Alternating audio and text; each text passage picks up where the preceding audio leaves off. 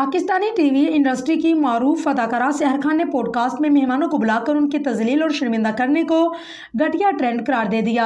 अपने Instagram story में सहर खान ने हाल ही दिनों में बढ़ते हुए ऐसे पॉडकास्टर्स और शोज पर सख्त तनकीद किया जो मवाद के नाम पर लोगों खुसूसन खवातीन को शर्मिंदा करते हैं। सहर खान ने लिखा कि आजकल बहुत से पॉडकास्ट वाकई परेशान कुन हो चुके हैं जिन्हें मेहमानों को सिर्फ इसलिए बुलाते हैं ताकि उन्हें शर्मिंदा किया जाए और या ऐसे सवालात किए जाएं जो बेबस कर दें। सहर खान ने बताया कि वो एक ऐसे पॉडकास्ट पर से नजर गुजरी जिनमें मेजबान के खतून को उनकी वीडियोस दिखाकर ये पूछा जाता है कि खुद समझती हैं कि ये ठीक है या गलत। उन्होंने सवाल उठाया कि आखिर ये लोग कौन होते हैं किसी के लिए दुरुस्त या गलत का फैसला करने वाले।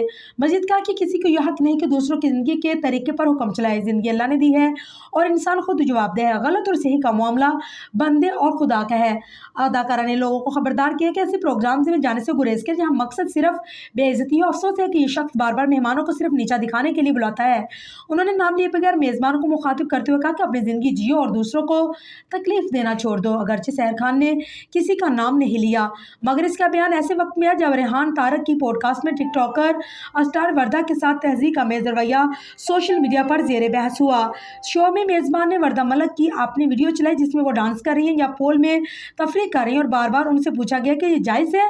मर्दों पर मुश्तमिल पैनल ने यह भी वर्दा मलक से नोयत के सवाल जारी रखे जिससे वर्दा वाज़ेह तौर पर नखुश और बेचैन नजर आई और ये वजाहत करती रही कि उन्हें डांस मौसीकी और अपनी मर्जी का मवाद पोस्ट करना पसंद है।